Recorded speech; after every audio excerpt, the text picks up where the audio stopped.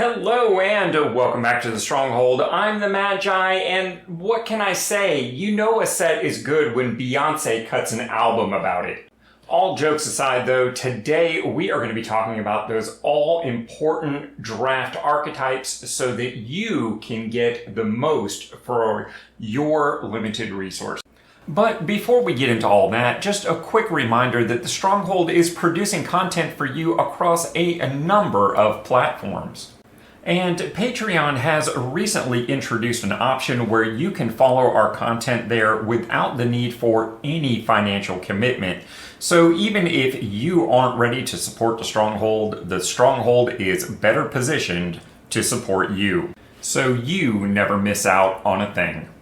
Now, what were we talking about? Oh yeah, right. Before we get into the details of this particular set, it's important to understand the evaluation process that goes into these archetypes.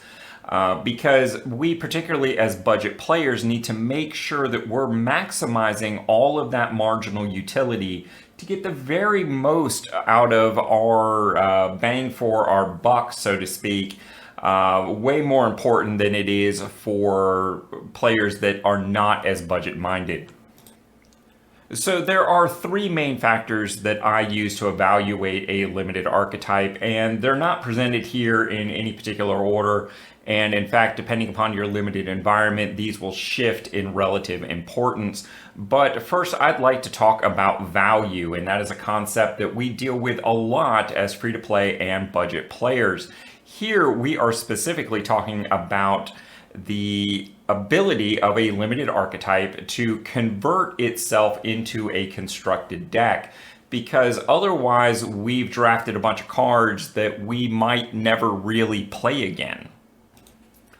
Next up, let's talk about the accessibility of a particular archetype. And within that, there's a couple of factors here, as you can see. The first consideration is the depth of the archetype. Is this supported by a broad depth of low rarity commons and uncommons that really make that archetype work? Or is it very dependent on just very select higher rarity cards, making it a little harder to pull off? Very often within a limited format, we start hearing about the very best deck or the very worst deck, and that affects the way people draft. So one of the issues that we need to be considering is the relative popularity of a deck. Is this going to be highly disputed within your draft pod where 3 or maybe even 4 players are trying to move towards that and making the cards that much harder to get? Or is this an archetype that people maybe aren't really giving enough justice to, or possibly even actively avoiding, making it wide open for that one player at the table to really take advantage of? And lastly is the issue of flexibility of the archetype. If things don't go to plan, and we all know sometimes that happens more often than we'd like to admit, how easily can we flex or pivot into another archetype or style? How well do those color choices interact with other combinations so that we can make those clutch shifts when we need to?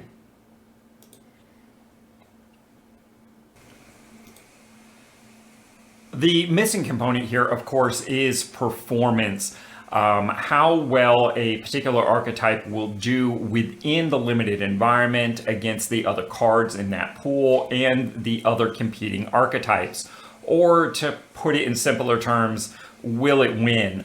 While value oftentimes takes the front seat for us as a budget community, and winning is less important, the reality is there is a component here for winning.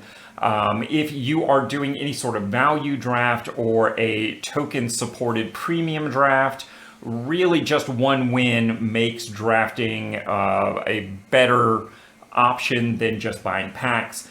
If you're outside of that value draft or token supported premium draft, really, again, you're looking at 2, maybe more like 2.5, depending upon where you are in the history of Arena, to make that endeavor more worthwhile than buying packs. So winning is an important component here and needs to be taken into account. In the end, all of these different factors and components come together, and I tend to sort the archetypes into three basic tiers. Of course, the top tier is the title of the video, top 3 archetypes. These are the ones that I feel like our budget community needs to be focused on for the various reasons that we have just covered. It is not necessarily the top 3 best performing archetypes overall. As we have explained, there are other factors that budget players need to be mindful of. On the other end of the spectrum, of course, we have the tier 3, the decks that I recommend that you pretty actively avoid because the majority of the time it's just not going to be very beneficial for you. That having been said, of course, on any given day, any given limited event, the colors might come together for you. You might get access to really bomb-tastic cards, and anything could be playable on any given day. The middle ground is what I lovingly refer to as the backup plans, things that are not necessarily one extreme or the other, but often make good fallback points when your tier 1 plans don't come together. Maybe a color dries up, maybe you open a bomb in pack 2 and you need to shift a little bit. Those backup plans can be exactly what saves a draft for you, as opposed to being all in on the top tier aspects. Sometimes it's better to shift into a backup plan and have an overall better performance. In addition to those normal evaluation criteria, there are a couple of additional things that, well, have kind of been keeping me up at night with regards to this set. The first is blue in general. It is all about plot, and how good this color is going to be, particularly in limited, is just going to come down to how well this plot actually play out. I am, for the sake of this conversation, kind of giving it a middle ground. I don't think it's going to be fantastic. I don't think it's going to be terrible. But the real question here is when you plot something, you are generally giving up some tempo in exchange for a reward in a later turn. And how well does that play out? I think the faster the format is, the less likely this is to be good because, well, you might not be around for that payoff. But then again, if the plot mechanic, and in particular the blue plot spells, turn out to be really good, some of these recommendations are going to have to be adjusted accordingly. While I was continuing to do color evaluations for the lower rarity portions of this set, I found that I really had to think about green almost as 2 separate entities. On one end of the spectrum, the creatures, again at lower rarity, are some of the best cards in this set, in my opinion, whereas the non-creatures tend to be much more, well, at best, situationally good, and, well, some of them are just borderline unplayable. Beyond that, black came up a very strong second overall to green's creatures, followed very closely by red overall. Right around the mid point, maybe a little lower than mid. White overall, I think, is a pretty solid color and a good place to potentially be a backup. And, well, then we've got blue, which again, if plot ends up being a much stronger mechanic or plays well with the other colors, I think it can do very nicely. All right, so when you let thoughts like that marinate around in your head and you lose sleep over it for a couple of weeks, I was able to come up with the following recommendations. And I'm going to start with what I consider the ugly decks, the things that I think we should avoid as a budget community. First up in the conversation is going to be that green-blue Simic plot mechanic. Like I said, plot is kind of the wild card in this limited environment. And I think the difference between the floor and the ceiling on this particular archetype is just too wide. I honestly think it has the potential to be one of the best archetypes, but it's not going to be easy to pull off, and certainly not for the faint of heart or people that are using their early picks to pick up value. That's just a fancy way of saying it could go really, really well, but more than likely might go bad for us. Secondly, we have another plot mechanic, the Is It Blue-Red second spell.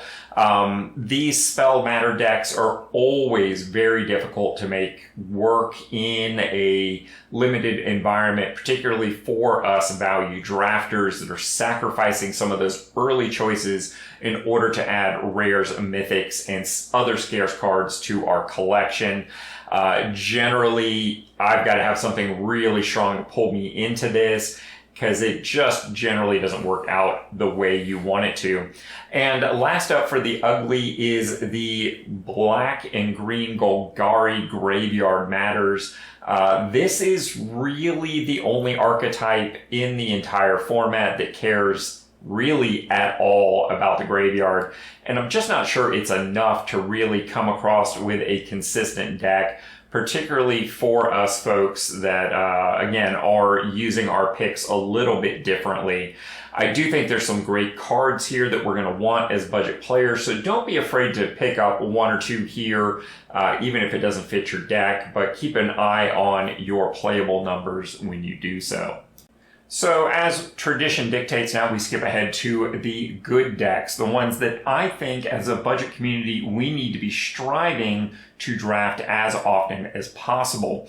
The green-white Mount, the red-green Power 4 or Matters deck, and the very signature red and black Outlaws deck. I think these all have the highest potential to develop into decent archetypes of their own right and have the right balance of being not too sought after that it's difficult for us to draft. Again, particularly when we're giving up those earliest picks to secure potentially unplayable rare and mythic cards for an individual draft. Mounts in particular, I think, might be the strongest overall archetype, but we'll talk more about deck building in another video. So for that reason, I think using our secondary picks when we're not able to secure higher rarity value on things like really good red creatures and overall strong red cards, you've got a selection here, Aloe Alchemist and Scalestorm Summoner, both A-level picks here. In red, Longhorn Sharpshooter is a strong B+, really just a little bit short of an A-tier type card. If you notice, Longhorn Sharpshooter and Aloe Alchemist are both plot cards that affect the board state when you plot them as opposed to when you actually finally cast the spell. And then bringing up the supposed rear here for suggestions at a B score, Rambling Possum is a great example of an on-rate saddleable creature. Only gets better as you're able to saddle it, and in fact this gets a very nice combat bonus. All of these would be very strong picks to line you up into those top 3 good recommendations. And that, of course, leaves the tier 2 bad but still playable decks, those fallback positions where your primary plan just isn't going the way you want it to. And here we've got an interesting selection. Actually, the blue-black Crimes deck, I think, again, has the potential to be one of the best archetypes in this format, but I also think it's going to be one of the most heavily disputed, and we don't necessarily have the pick resources to fight over really key cards. So I would avoid it and only go to it if it ends up being what's open for you. The blue-white take a break, take a turn off archetype, I think is actually one of the potentially most accessible of the plot archetypes. I think in limited, it's going to be a lot easier to take a turn off with the use of flash and instant speed creatures in your opponent's turn than it is to try and time your spells to all go off in a storm-like manner. But of course, a lot remains to be seen with the plot type of mechanic, so, you know, we gotta wait and see. Up next, we've got the Boros red-white mercenary aggro.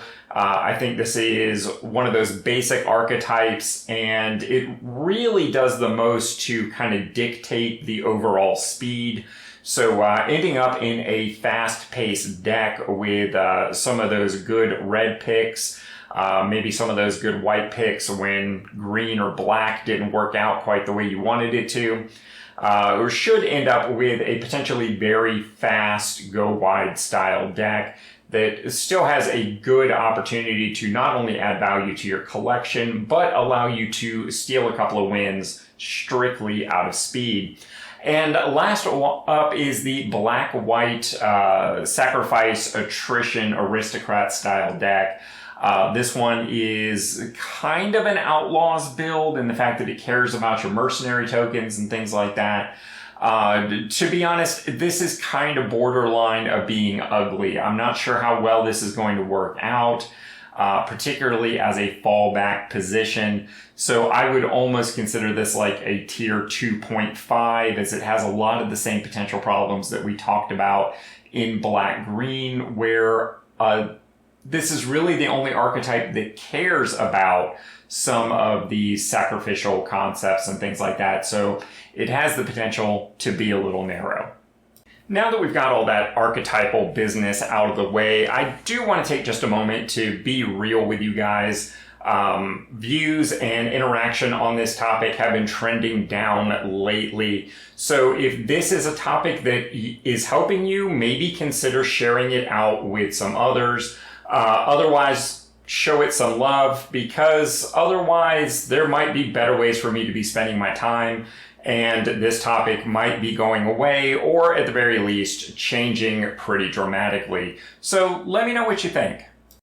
And before we go, I want to take just a moment to thank my totally awesome patrons for supporting me and allowing me to apply my passion into a community. And of course, before we go, I've got some suggestions for your next step.